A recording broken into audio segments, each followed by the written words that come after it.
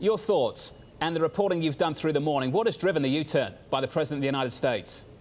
Well, good morning, Jonathan. All of this comes as China's top economic minister expected to be in Washington this week, and also as the negotiations between China and the U.S. continue ahead of North Korea. I'm hearing that the administration wants to bring China to the table on that. President Trump tweeting out earlier over the weekend, quote, President Xi of China and I are working together to get massive Chinese phone company ZTE a way to get back into business fast. Too many jobs in China lost. Commerce Department has been instructed to get it done. But let's go into the background now of what exactly happened. It was April 16th when Commerce Secretary Wilbur Ross had said that ZTE had lied to U.S. regulators about a host of communication devices. They had sold American technology to Iran and also had put at risk 75,000 workers in China as a result of this trade ban from the U.S. administration. This does directly impact a host of U.S. companies, including Intel, Qualcomm, Broadcom,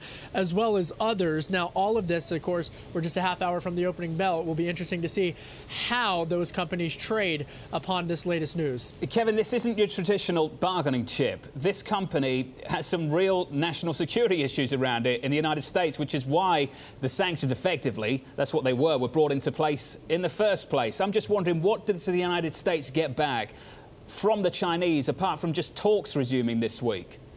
That's a criticism and a question that Democrats have raised consistently, as well as some Republicans, Jonathan, because right now the administration has not said specifically what they're going to be getting back. Representative Adam Schiff, a Democrat from California, one of the top Democrats on the House Intelligence Committee, raising that concern over the weekend as a result of this political U-turn of sorts. And right now, we just don't know.